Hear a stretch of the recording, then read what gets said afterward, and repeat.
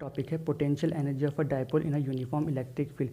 Previous video में हम लोग टॉर्क निकाल चुके हैं कि जब डाइपोल को एक यूनिफॉर्म इलेक्ट्रिक फील्ड में रखा जाता है तो उस पर कितना टॉर्क लगता है, वो एक्सप्रेशन तो हम लोग निकाल चुके हैं।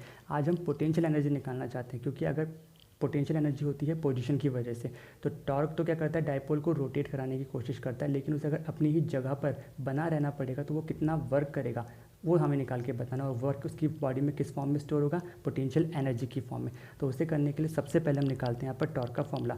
हम लोगों ने प्रीवियस वीडियो में किया था कि टॉ इज इक्वल टू कितना होता है, पी ई साइन थीटा के बराबर।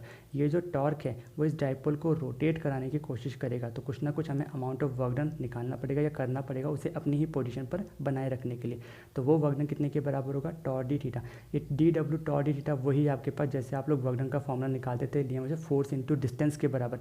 लेकिन यहाँ पर एंगल की फॉर्म में तो फोर्स का काम कौन कर रहा है, टॉर्क, और डिस्टेंस का काम कौन कर रहा है, एंगल।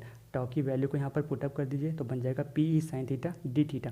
ये तो small amount of work done आया, हमें small amount of work done नहीं चाहिए, हमें टोटल वर्क डन चाहिए पूरे डाइपोल को रोटेट कराने के टाइम पे। तो वो कब मिलेगा आपको, जब आप इस इक्वेशन को किस क्या कर देंगे, इंटीग्रेट कर देंगे। और लिमिट यहाँ पर कहाँ से कहाँ तक है, थीटा 1 से लेके थीटा 2 तक। टॉ डी थीटा, टॉ की वैल्यू ऊपर रखिए, उससे आप यहाँ पर पुटअप कर दीजिए P E sine theta D theta. P E कैसी क्वांटिटी है, कांस्टेंट क्वांटिटी है, उसे आप इंटीग्रेशन से बाहर निकाल दीजिए। साइन थीटा इंटीग्रेशन के अंदर रहेगा। अब साइन थीटा का इंटीग्रेशन हम लोग कर चुके हैं, 11th क्लास में भी आपको सिखाया था साइन थीटा कॉस थीटा के इंटीग्रेशन करना। तो साइन थीटा का इंटीग्रेशन कितना होता है, माइनस कॉस थीटा के बराबर होता है। तो ये इसका इंटीग्रेशन आ गया और लिमिट अभी इसकी बाहर चल रही है ब्रैकेट पर। इस माइनस साइन को आप लोग नेक्स्ट स्टेप में बाहर भेज दीजिए, वो बन जाएगा माइनस का पी ई। और लिमिट रखनी आपको आती है upper limit minus lower limit. और क्योंकि लिमिट यहाँ पर किसकी है, थीटा की है, और अपर लिमिट कितनी है, थीटा 2। तो सबसे पहले थीटा की जगह कितना आएगा, थीटा 2 माइनस लोअर लिमिट कितना आ जाएगा, कॉस थीटा 1। ये तो आई आपकी वर्क डन की वैल्यू। हमें वर्क डन नहीं निकालना, हमें पोटेंशियल एनर्जी निकालनी है। तो हमें पता है कि जो वर्क डन होता है वही पोटेंशियल एनर्जी के बराबर होता है। तो यहाँ पर आप मेंशन कर देंगे कि जो W है वो किसके बराबर है, U के बराबर। और फाइनल वैल्यू को लिख देंगे माइनस का P E cos theta 2 minus cos theta 1। तो ये आपके पास पोटेंशियल एनर्जी आ जाएगी उस डाइपोल की जिसे आपने यूनिफॉर्म इलेक्ट्रिक फील्ड में रखा हुआ है। नेक्स्ट, इस पे भी आपके कुछ स्पेशल केसेस हैं। तो स्पेशल केस क्या है आपका, अगर आप थीटा 1 को 0 ले लेते हैं और थीटा 2 को थीटा ही रखते हैं तो आपकी पोटेंशियल एनर्जी कितनी निकल के आएगी, वो आप इस एक्सप्रेशन में रख के देख लीजिए। थीटा 2 की जगह कितना रख लिया आप लोगों ने, थीटा, और थीटा 1 की जगह आपने कितना रखा है, 0। तो जब 0 रखते हैं तो कॉस 0 की वैल्यू कितनी होती है, 1। तो ये आपके पास एक्सप्रेशन निकल के आ जाएगा। नेक्स्ट केस में अगर आप थीटा 1 को 90 डिग्री मानते हैं और थीटा 2 को थीटा ही रखते हैं, तब पोटेंशियल एनर्जी की वैल्यू या वर्क डन कितना आएगा, वो आपके सामने है माइनस का पी ई कॉस थीटा। क्योंकि थीटा 1 की जगह 90 रखने की वजह से वो कॉस 90 पूरा का पूरा कितना हो जाएगा, 0, और थीटा 2 की जगह कितना आ जाएगा, थीटा। तो W is equal to minus का पी ई कॉस थीटा। अब इन फॉर्मूले पे बेस आप कुछ न्यूमेरिकल्स देखिए, वो हैं जैसे कि पहला न्यूमेरिकल आपके पास है कि सपोज़ आपके पास एक इलेक्ट्रिक डाइपोल है जो दो चार्जेस से मिलकर बना, उन चार्जेस की वैल्यू यहाँ पर पहले से ही दे रखी है 0.1 माइक्रो कूलाम, और वो कितने डिस्टेंस की दूरी पर रखे हुए, 2 सेंटीमीटर। मतलब उनके बीच का डिस्टेंस कितना है, 2 सेंटीमीटर है। जो डाइपोल को रखा है वो एक्सटर्नल इलेक्ट्रिक फील्ड में रखा गया, और उस इलेक्ट्रिक फील्ड की वैल्यू आपको यहाँ दे रखी है 10⁵ न्यूटन पर कूलाम। तो कितना मैक्सिमम टॉर्क उस इलेक्ट्रिक फील्ड उस डाइपोल पर लगा रहा है वो हमें मैंने निकाल के यहाँ पर बताना है। तो गिवन चीज़ें निकाल के देखते हैं। चार्ज की वैल्यू यहाँ पर गिवन है 0.1 माइक्रो कूलाम। माइक्रो को आपने कूलाम में चेंज करना है। हमने प्रीवियस क्वेश्चन में भी किया था कि एक माइक्रो कूलाम में कितने कूलाम होते हैं, 10⁻⁻6। और यहाँ से जब 0.1 को हटाओगे तो डिनोमिनेटर में 10 गया होगा, जिसकी वजह से वो वैल्यू कितनी बन जाएगी, 10⁻⁻7। नेक्स्ट यहाँ पर 2a जो आपको 2 सेंटीमीटर दे रखा है, इसे भी आपको मीटर में कन्वर्ट करना पड़ेगा 10⁻⁻2 से मल्टीप्लाई करके। इलेक्ट्रिक फील्ड की वैल्यू पहले से ही गिवन है 10⁵ न्यूटन पर कूलाम।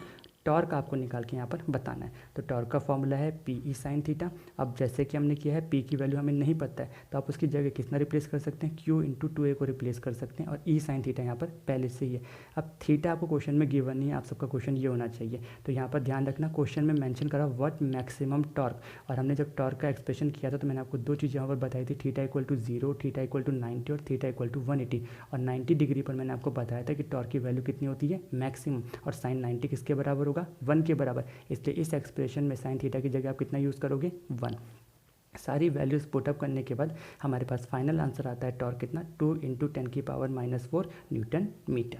नेक्स्ट क्वेश्चन हमारे पास है, इलेक्ट्रिक डाइपोल है हमारे पास जिसका कि डाइपोल मोमेंट पहले से ही दे रखा 5 इंटू 10⁻⁻8 कूलाम मीटर, यानी कि ये पी की वैल्यू आपको गिवन है। Is align in a uniform electric field of 1.4 into 10⁴ Newton पर कूलम। और उसे आपने एक यूनिफॉर्म इलेक्ट्रिक फील्ड में रखा हुआ है जिसकी वैल्यू दे रखी है 1.44 इंटू 10⁴ न्यूटन पर कूलम, यानी कि ये ई की वैल्यू दे रखी है। तो वो पूछ रहे हैं calculate potential energy of the dipole to hold the dipole at 60 degree with the direction of electric field.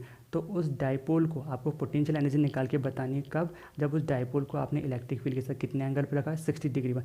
60 degree पर तो आप उसे रखने के लिए बताएंगे क्योंकि वो तो क्या करेगा, उस पर टॉर्क लगा रहा होगा जिसकी वजह से वो इलेक्ट्रिक फील्ड की डायरेक्शन में लाने की कोशिश करेगा। लेकिन आपको उसको 60 डिग्री पर ही बना के रखना है, तो उसके लिए उसे कितनी पोटेंशियल एनर्जी चाहिए वो आप यहाँ पर निकाल के दिखाएंगे। तो सबसे पहले गिवन चीज़ें लिख लेते हैं। P 5 इंटू 10⁸ न्यूटन गुलाम मीटर दे रखी है।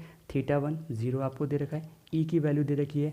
θ2 आपको 60 डिग्री दे रखा है। आपको पोटेंशियल एनर्जी निकाल के बतानी है।